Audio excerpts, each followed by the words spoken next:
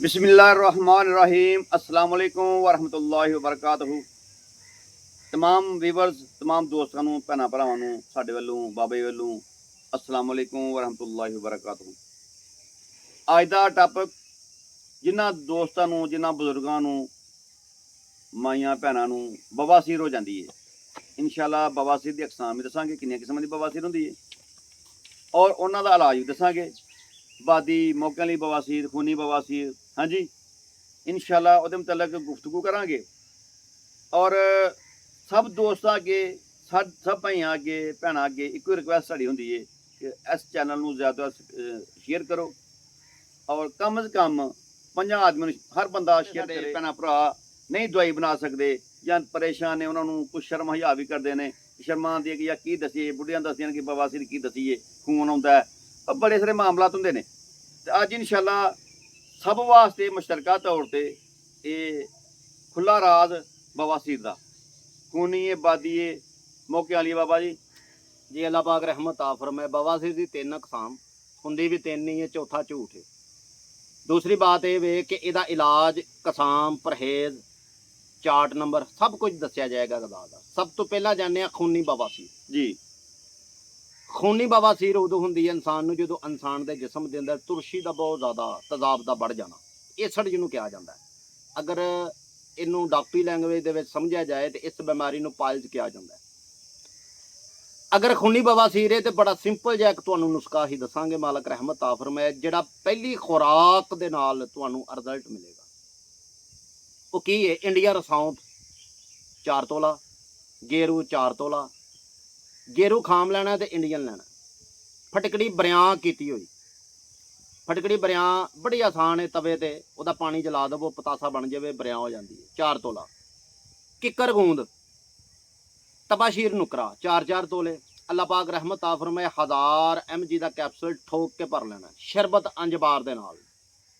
इनू जदों भी इस्तेमाल करना खाली पेट करना। तुहां 2 कैप्सूल सुबह, 2 दोपहर ते 2 शाम खाना खाण तो पहलां ते 1 घंटे च खून बंद।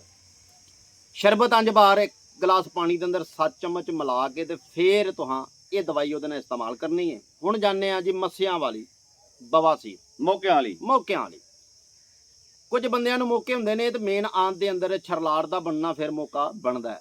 मगज दे नाल छोटे छोटे फिर खून हुंदा है, जलन हुंदी है, पखाने च वगैरह वगैरह दियां अलामतां ने। तकलीफ दे वाले तकलीफ हुंदी भी है पखाने रस्ते, फिर कई मिनट बंदा वाशरूम च बाहर आके सीधा नहीं हो सकदा। इहदे विच भी बहुत आला चीज़ दे 2 ही चीज़ां ने अल्लाह दी पाक रहमत नाल। पहली चीज़ इहदे च दरूद 11 वारी पढ़ना है ते दूसरी चीज़ जिहड़ी होवे बीबियां दा सक जिहड़ा मूँह दे विच मारीदा, जिहनूं दातन दंदासा भी कहा जांदा। पठान पठून वैसे फेर जाने वेचदे ने। ये 50 ग्राम लै लो ते इन्ना क बरीक पी लवो कि सुरमे वांगू बरीक हो जाए। इहदा 500 mg का कैप्सूल भर लवो। ये सुबह और शाम देसी घ्यो दुध दे विच पा के इनू 11 दिन खा छड़ो, मसी ऊंजी खुशक करके झाड़ छड़ेगा। क्या बात क्या बात। ए नुस्खे जिहड़े देण दे हड्ड ते जग पीती है मानी करानी ने ते बाबा खबारी चुक के नहीं देंदे पे, सिर्फ किन्ना वास्ते? तुहाडे वास्ते। ते यार तुहाडा ते मुੱਲ भी नहीं लगदा, चैनल सबसक्राइब करन लग्या, वीडियो शेयर करन लग्या, लेकिन बार बार कहंदा बंदा अच्छा नहीं लगदा। कहना उत्थे चाहिदा जिहदे ते मान होवे। तुसीं साडी फैमिली दे यूट्यूब फैमिली दे एक मैंबर जे ते कोशिश करिया जे ये चैनल सबसक्राइब करना ते 5 बंदियां नूं शेयर कर दवो। तीसरी तरफ जाने हुण। एक के बवासीर खूनी, एक मस्सियां वाली, दोवें क्लीयर हो गई। एक च ना मस्से हुंदे ना खून हुंदा, खारिश बहुत ज़्यादा होंदी, जलन होंदी है, मेन आँत च दर्द बड़ी ज़्यादा होंदी है। इहदे वास्ते तुहानूं बड़ा ही अच्छा एक नुस्खा दसन लग्या। सौंफ, हल्दी, मलट्ठी ते किक्कर गूंद, ये हम वजन लैनी है। 1 पाइया दुध, 1 चम्मच छिलका इसकबोल साबत दादर कर लिया जी। छिलका जो फुल जाए 1 चम्मच भर के ये दवाई नाल 5 दिन का कोर्स, ये इंज करके मालक की रहमत नाल ये परेशानी खत्म हो जाएगी। ये सारियां इलामतां दी जड़ कबज।